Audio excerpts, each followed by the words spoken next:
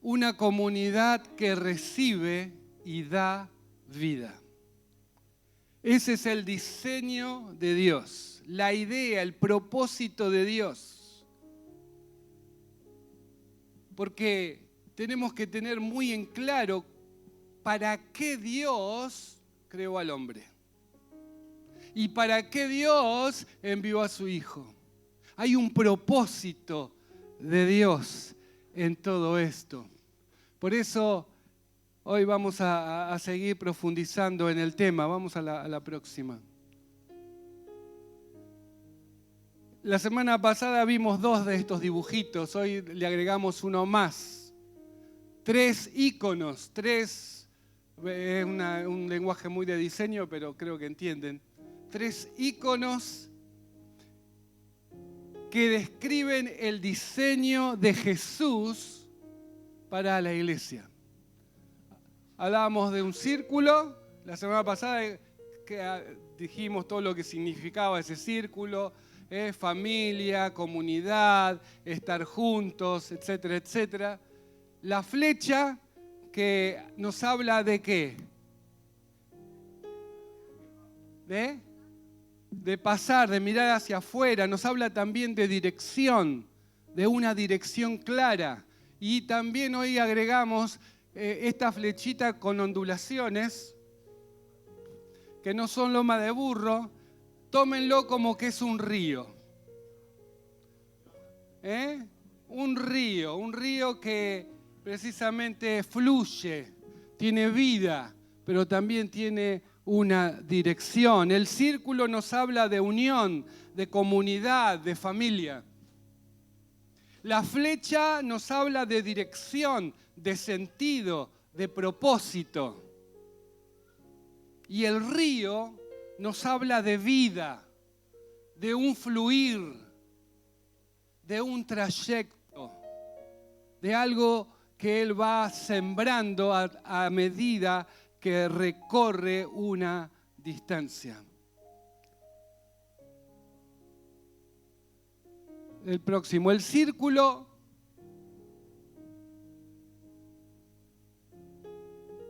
es el símbolo que decíamos donde Dios nos reúne, ¿no? Es la iniciativa de Jesús de reunirnos, como decíamos, alrededor de Él. No es alrededor de un líder o de un pastor, no es alrededor de una religión, de una denominación. Ah, no, yo soy eso. Ay, no, yo soy lo otro. No es alrededor de una actividad. Oh, vamos todos para allá. Sí, estamos todos. No. No es alrededor de una estrategia. La iniciativa de Jesús, como veíamos un poco en Mateo 18, 19 y 20, es el reunirnos alrededor de su presencia, alrededor de su persona. Porque, ¿se acuerdan lo que decía esto? Una vez más les digo que si en este mundo 2 de ustedes se ponen de acuerdo en lo que piden, eso es Mateo 18, 19, mi Padre que está en los cielos se lo concederá. Pero ¿por qué Dios nos va a conceder algo que pidamos? Y nos dimos cuenta que no es solo porque nos ponemos de acuerdo, no, nada que ver. Porque yo me puedo juntar acá con mi hermano y ponernos de acuerdo de que River es el mejor equipo. Ah, no, eso no. Nos podemos poner de acuerdo en algo y como nosotros nos pusimos de acuerdo, se lo pedimos a Dios y entonces, bueno, entonces Dios me lo tiene que dar. No. El último versículo dice el por qué. Porque donde hay 2 o 3 que se reúnen en mi nombre, allí estoy yo en medio de ellos. El secreto de la recepción de lo que pedimos al Señor es porque el Señor se une a nosotros en esa oración, en ese círculo de vida. Es Jesús quien nos inspira, quien nos guía a pedirle según su voluntad. Es Jesús quien nos convoca. Veíamos esto también, que el reunirnos es una iniciativa de Jesús porque Él está convocando. No es una reunión que parte de nosotros. Che, juntémonos a comer un asado. No, es Jesús quien está llamando a juntarse, a reunirse alrededor de Él. Hay un versículo que no puse allí, que luego lo vamos a ver, pero vamos a verlo ahora, antes y después también. Marcos capítulo 3. Y que también nos muestra esto. Cuando Jesús llamó a sus discípulos, Jesús también te está llamando a vos, nos llama a ser sus discípulos. Él no quiere seguidores porque sí, Él quiere discípulos. Y dice Marcos capítulo 3, versículo 13. Después Jesús subió al monte y llamó a los que Él quiso. Y ellos se reunieron con Él. Y designó a 12. ¿Para qué? Para que estuviesen con Él, para enviarlos a predicar y para que tuvieran autoridad de expulsar demonios. Dios te está llamando de la misma manera que llamó a sus discípulos, para que estuviesen con Él, para enviarlos a proclamar el evangelio del reino y ¿con qué? Con la autoridad delegada por Dios para expulsar demonios y hacer prodigios y maravillas. Sigue Dios, a través de Jesús, sigue llamando de la misma manera. La iniciativa de Jesús es reunirnos, como decía, alrededor de Él. Por eso el centro del círculo en el centro no podemos estar nosotros. En el centro de la comunidad no podemos estar nosotros. No es un lugar que el hombre tiene que ocupar, porque ese lugar le pertenece al Señor. Él es el Señor. Él es el Rey. Él es el que manda. Ese lugar le pertenece a Cristo. Y alrededor del Señor, cuando nos juntamos y el Señor está en el centro y tomamos conciencia de esto, pasan cosas. Cuando nos juntamos alrededor de Cristo, pasan cosas. Cuando nos acercamos a Él, pasan cosas. Estamos juntos, tenemos comunión.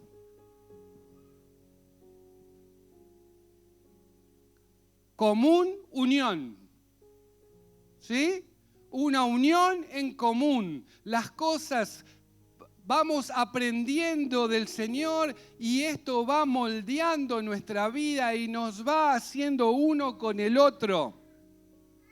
Oramos juntos, nos alentamos, nos animamos a la fe y a las buenas obras, nos edificamos, nos capacitamos. Perdonamos y somos perdonados. Si no es en la comunidad de fe, esto es imposible. Somos sanados. Aprendemos a estar en familia. Esto y mucho más, ¿no? Esto pasa en la comunidad de fe cuando el Señor está en el centro y todos somos conscientes que el Señor es el que está mandando. Por eso le decimos Señor.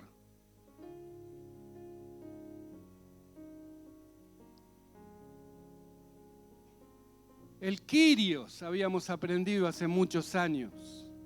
La máxima autoridad. El que manda. El Rey, el soberano, Él es el que es el centro de la comunión, el centro de la iglesia. Cuando tomamos conciencia de esto, pasan cosas en nuestra vida. hay una transformación. Pero esta comunidad, esta comunión, no es un fin en sí mismo. Dios no nos llamó solo para que estuviésemos viendo la cara todos los días nosotros solamente. Porque ahí leíamos en Marcos, para que estuviesen con Él, para enviarlos a predicar y para tener autoridad sobre los demonios inmundos, decía Marcos. No, entonces el estar con Él no es un fin en sí mismo.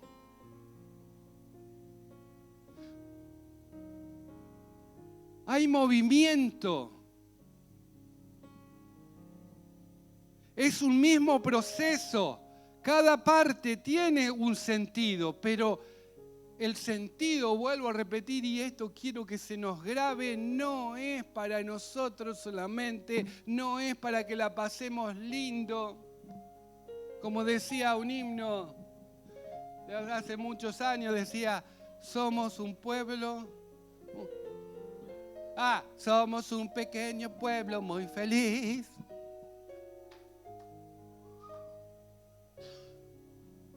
Todo bien con el hermano que hizo la letra. Pero bueno, él se veía, pero genial, ¿eh?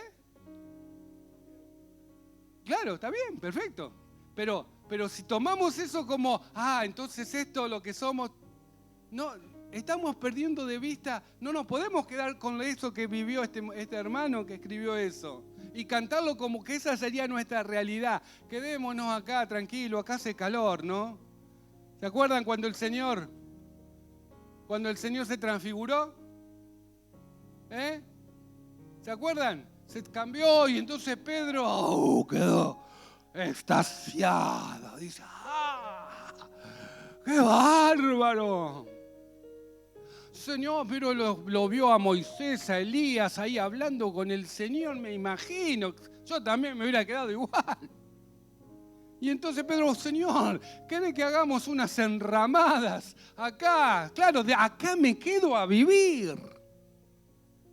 Pero el Señor dice, no. La podemos pasar muy bien juntos, pero no es nuestro fin, no es el propósito de Dios para tu vida. No es el propósito de Dios para la iglesia. Es necesario que haya comunión, que haya oración, que haya preparación, capacitación, pero también es necesario que haya acción. Poner en práctica. Cuando pasan estas cosas, obviamente que comienza a haber como un círculo de vida, un círculo virtuoso.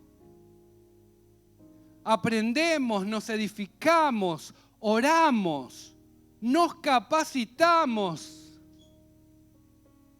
pero también si solo nos capacitamos es como ver videos por YouTube toda la vida. Yo sé de carpintería. ¿Sí? Sí, no sabés, me vi todo el curso por YouTube. Pero nunca agarré un serrucho. No, necesitamos capacitarnos. Claro que sí, el Señor nos capacita. Para eso también te dio el Espíritu Santo. Pero después de capacitarnos o mientras nos vamos capacitando, porque ¿cómo se aprende un oficio? Practicando, haciendo. No puedo ver todo el curso y después recién ahí agarrar. ¿Cómo era que se agarraba el serrucho? Claro, después de 52 clases, me olvidé la primera, que era aprender a agarrar el serrucho. El Señor me va ministrando y a la vez voy poniendo en práctica. Entonces la preparación y la acción van de la mano. Nos capacitamos, servimos. Y ese servicio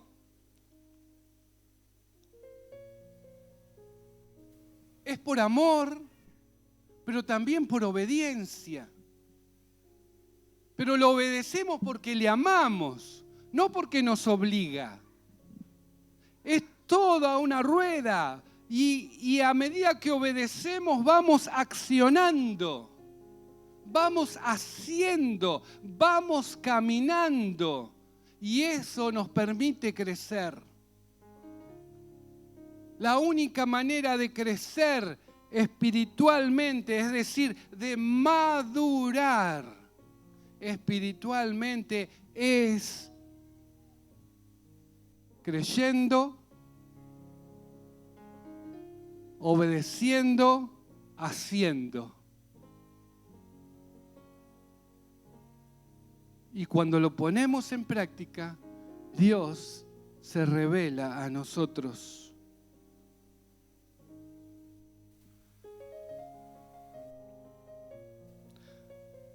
Pero hay un problema.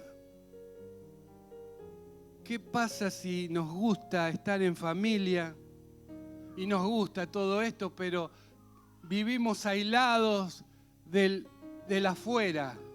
No miramos alrededor, solo nos miramos al ombligo.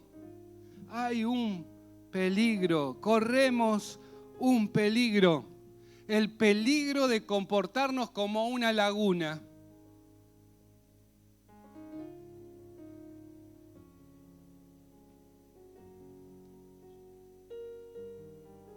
Oh casualidad. El peligro de comportarnos como una laguna.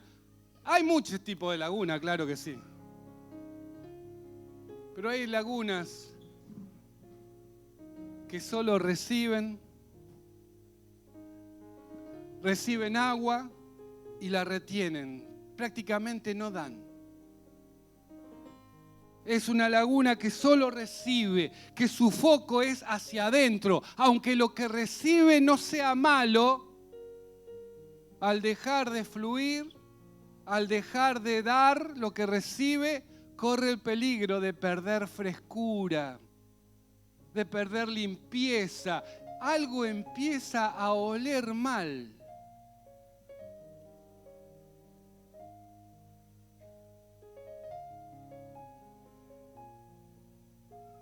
La iglesia puede hacer exactamente eso.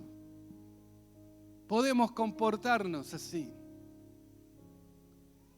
Recibimos estudios, recibimos videos, recibimos predicaciones y recibimos buena alabanza y qué lindo que cantan y qué bien que la pasamos. Y recibimos también oración porque claro, oran por nosotros. Y recibimos amistad, qué bien que me hace estar. Qué bueno los domingos cuando vamos y hay un cafecito y algo rico. Qué bueno los desayunos, qué hermoso. Qué bueno que cuidan de mí. Ay, qué lindo.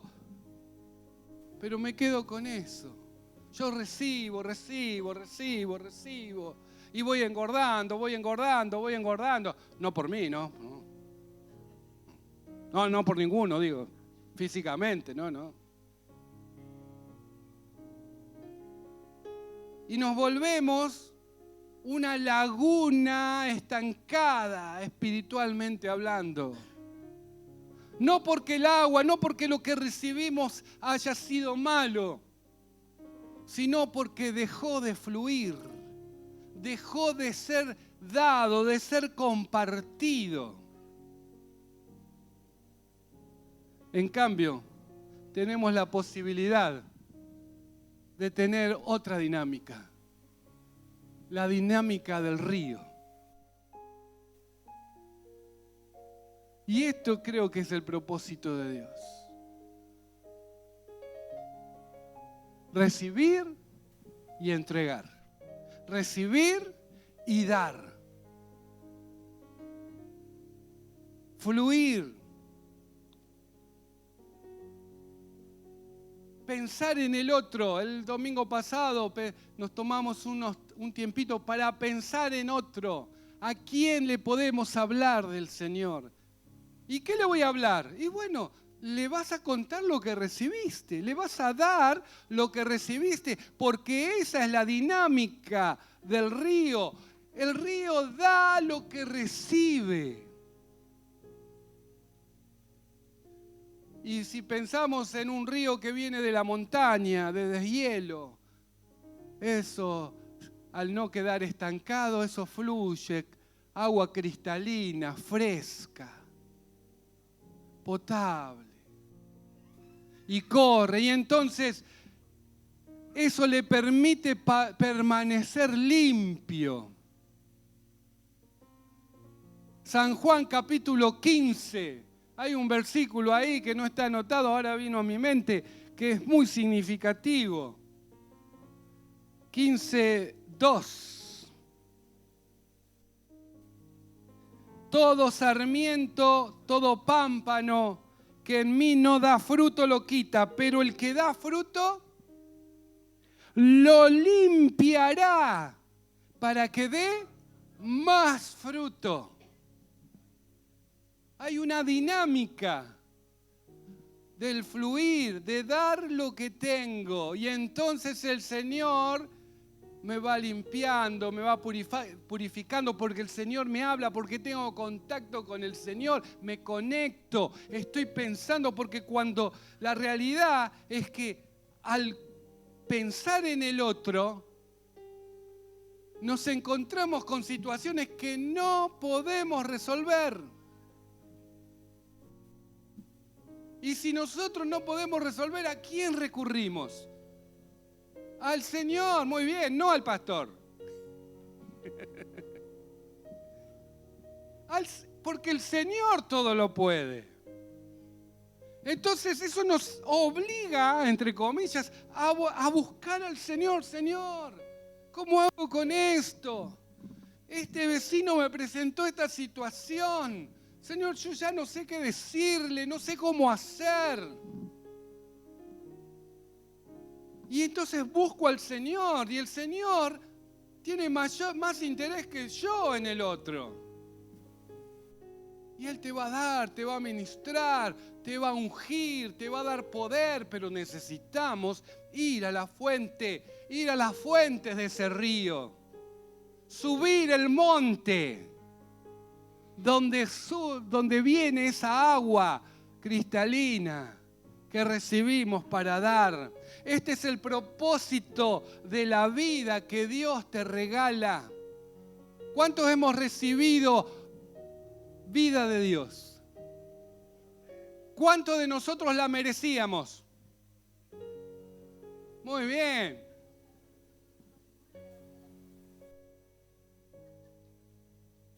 Ninguno de nosotros merecíamos el regalo de la vida de Dios. Pero Dios te regaló esa vida. Nos regaló esta vida para que la demos, para que la compartamos. Por eso recibimos para compartir, recibimos vida para dar vida. Recibimos paz para dar paz. Somos consolados para consolar. Somos sanados para sanar. Somos perdonados para perdonar. ¿Cuánto nos cuesta esto? No, esta se la tengo. Bueno. La vendetta. No, fuiste perdonado de un pecado imperdonable. ¿Cómo no vas a perdonar? Pero para eso lo aprendemos en la comunidad de fe. Soy perdonado, Señor. ¿Cómo no? Y perdono. Somos discipulados para discipular. No es que toda la vida tenés que ser solo discípulo. El discípulo discipula y se arma una hermosa cadena. Esta es la dinámica de la iglesia, de la familia de Dios, esta dinámica del fluir, ese río de Dios, ¿no? ¿Se acuerdan si alguno tiene sed? San Juan capítulo 7. Y de su interior, ríos de agua viva.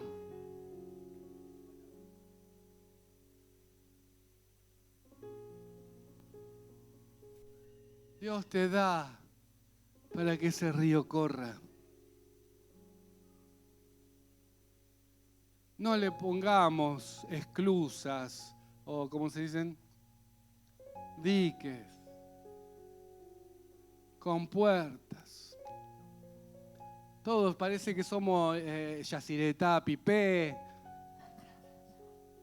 Es una represa. Itaipú, si hay algún acá brasilero. No, se fue para atrás. ¿Cómo se llama el de Neuquén, el de Río Negro? Bueno, no importa. Cerros Colorados. No seamos esos diques que viene el río, no, bueno, algo tengo que tener para mí, ¿no? Por las dudas me guardo algo. No tengas miedo. Da porque el Señor hay infinita gracia. Dice que de su plenitud bebemos, tomamos todo. Gracia sobre gracia.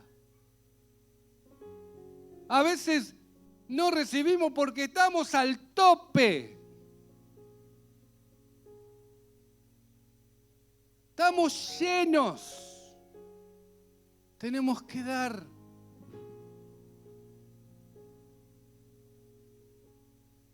Por eso es interesante pensar en la dirección, en el propósito que tiene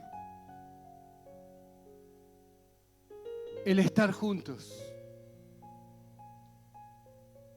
Ahí aparece otra vez la flecha.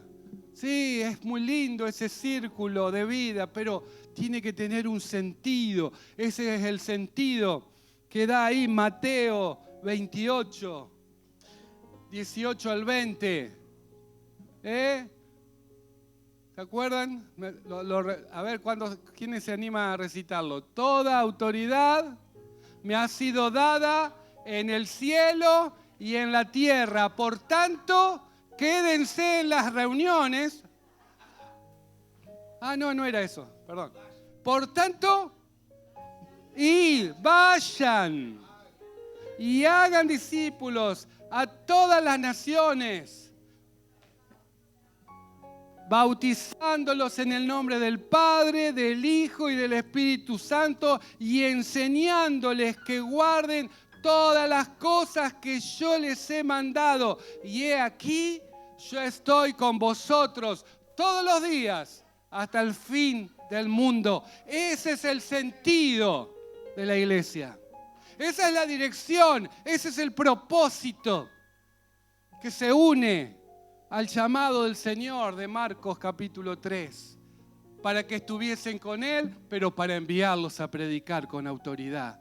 Y acá está el Señor, toda autoridad, el Señor había vencido, resucitado, se presentaba y estaba a punto de partir a los cielos. Y le dijo, toda autoridad, o sea, muchachos, gané, vencí. Toda autoridad. No hay nada que esté encima mío. Solo el Padre. Toda autoridad me ha sido dada. Dios Padre le dio toda autoridad. ¿Dónde? En el cielo y en la tierra. Así que, vayan. Yo estoy con ustedes todos los días. Mi autoridad está con ustedes, pero vayan. Ese es el sentido. Sin una dirección, sin un sentido, sin un propósito, vamos camino a estancarnos. Vamos a dejar de fluir. Vamos a dejar de tener frescura. El plan de Dios siempre ha sido el mismo. No es de ahora, no es de que Jesús resucitó, no. El plan es el mismo, no cambió. como Él no cambia sus propósitos tampoco. Si no, fíjense lo que Dios le decía al hombre, a nuestro amado Adán. Gracias, Adán, por lo que hiciste. Cuando te vea. Génesis capítulo 1, 26 al 28 dice, hagamos al hombre a nuestra imagen y semejanza, que domine en toda la tierra, sobre los peces del mar, sobre las aves de los cielos, el ganado, sobre todo animal que se arrastra sobre la tierra. Y Dios creó al hombre a su imagen, lo creó a imagen de Dios, hombre y mujer los creó. Y los bendijo Dios con estas palabras: reprodúzcanse, multiplíquense y llenen la tierra. Domínenla. Sean los señores de los peces del mar, de las aves de los cielos y de todos los seres que se arrastran sobre la tierra. Es igual, es similar. Adán, hijo de Dios, con la semejanza de Dios, sin pecado todavía. Dios le dice, reproduzcanse, o sea, tengan más hijitos parecidos a mí. Multiplíquense, quiero una familia semejante a ustedes y semejante a mí. Llenen la tierra, domínenla. Les doy mi autoridad, le está diciendo Dios. Es lo mismo que Jesús vino a restaurar. Por eso el propósito no cambió.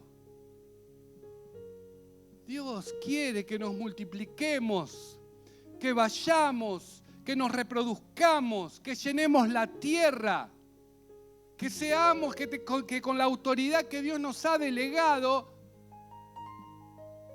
vayamos a las naciones. Esto es el sentido de la comunión, del estar juntos. Por eso este círculo que veíamos tiene una dirección. La comunión debe tener un sentido y un propósito. No es que está girando sobre sí mismo. No, tiene un movimiento. Y es interesante pensando en esto. Permítanme una locura más. Vamos a la otra y terminamos. Es un ciclo que produce vida. Es un ciclo que produce vida. En la comunión nos reunimos alrededor de Cristo. No somos consumidores. Somos protagonistas. Somos familia. Oramos los unos por los otros, buscamos juntos la voluntad de Dios, dependemos de Él y estando en el Señor nos preparamos, nos equipamos, crecemos, somos discipulados, no para saber más, sino para ser más parecidos a Cristo. Ese es el sentido del discipulado. El discipulado no es saber más de la Biblia. El discipulado es parecerme más a Cristo. Y esto me permite servir mejor. Y entonces esto me lleva a accionar, a salir, a compartir. Y cuando salgo y comparto, entonces ocurre algo maravilloso. Esa acción en el poder del Espíritu trae nuevas personas. Y esas nuevas personas que conocen a Cristo se incorporan a esta comunión. Y entonces comienza otra vez ese círculo de vida. Esa vida de la iglesia abraza a otros y los va incorporando a la vida de la iglesia. Y entonces la bendición que recibimos es para ellos también. Y crecemos juntos. No es un círculo cerrado, casi es una espiral. Cada vuelta, digamos así, incorpora nuevas vidas. Cada vuelta hace crecer al reino de Dios. Es maravilloso pensar que vos podés ser de bendición, cambiar la eternidad. Seguramente conoces a alguien que está muy cercano a vos y que no tiene a Cristo en su corazón. Seguro.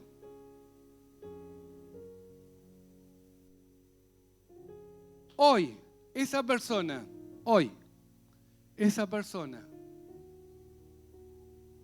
parte y automáticamente está una eternidad en el infierno.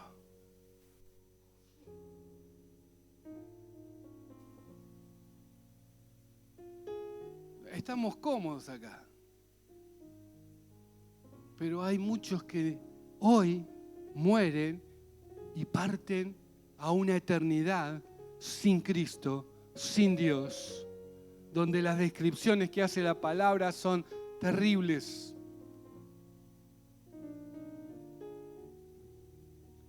Por eso Dios nos dio todo lo que necesitamos para que estos que están tan cercanos a nosotros conozcan a Cristo. Por eso necesitamos orar, tener en cuenta, vamos a la última ese.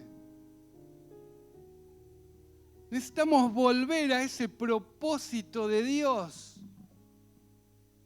que es estar junto a Él, recibir de Él, pero también salir y buscar, porque el Hijo del Hombre vino a buscar y a salvar lo que se había perdido. Lucas 19, 10.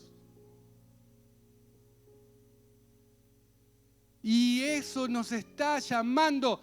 Cuando Él te llama para estar con Él, significa que Él te llama para que vayas donde Él va. Y Él, aunque partió a los cielos, hoy el Señor, por su Espíritu, sigue buscando y salvando a los que están perdidos. Pero te necesita a vos y a mí. Necesitamos volver al propósito de Dios. Porque para eso te llamó. Porque eso te va a dar identidad. ¿Quién soy? No sé quién soy. Sos un hijo de Dios. Sos alguien que Él ha llamado para que esté con Él. ¡Wow! El Señor te llamó para que estés con Él. En los tiempos de Jesús, los maestros acostumbraban a recibir solicitudes. Yo quiero estar con yo quiero. Es como mandar hoy. Pero Jesús no recibió solicitudes. Él fue y llamó. Buscó. Y a vos te buscó y te llamó para que estés con Él. Y ese estar con Él te va a capacitar, te va a dar de su vida. Y eso te va a enviar. Porque vos vas a ir donde Jesucristo va. Y Jesucristo va con los que necesitan. Volvamos al propósito de Dios. Como cosa práctica, te propongo que busques a un hermano. Primero a un hermano. Los esposos ya lo tienen. ¿Tienen a la esposa o al esposo? Ya son 2. Como decía Mateo 18, donde hay 2 o 3. Ya son 2. Pongan un día para orar. Un día para orar por esto. Un día para orar en este sentido. Un día para orar por aquel que necesita a Cristo. Es un hermano, es un primo, es un papá, es un suegro y también puede ser la suegra. Tenés que perdonar.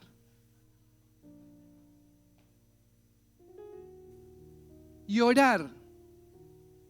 Un vecino, un amigo, el que sea, pero ponete a orar con tu compañero. Si no estás casado, busca a un amigo, busca a un hermano. Decís, juntémonos a orar. No tengo tiempo. No tengo fecha. No, mi agenda está ocupada. Sabés que ahora están los encuentros virtuales. Juntate a orar. Pero a orar específicamente. Hoy me duele la panza. Sí, está bien, oremos por eso, pero vayamos al otro. Oremos por ese. Orá, Señor, prepara el corazón de Oscar Vena. La verdad te necesita. Orá, Señor. Necesita de ti. Prepara el corazón. Prepara ese corazón duro. Señor, ablandalo. Prepara el momento y orás una semana, orás 2 semanas, orás 3 semanas. Hasta que el Señor abra la puerta. No te apresures, orá. Y el Señor va a abrir una puerta que vos vas a decir, ¿cómo me llamó? Si nunca me llamó. ¿Cómo lo encontré? Y vas a saber que en ese momento Dios preparó ese momento para que le des la palabra, le des tu testimonio. Estoy orando por vos. Y veremos la gloria de Dios. Vas a ver que tu vida va a cambiar. Porque te vas a dejar de estar preocupando tanto por vos. Y vos te vas a ocupar de lo que Dios quiere. Y Dios se ocupará de lo que vos necesitas. Apocalipsis 1.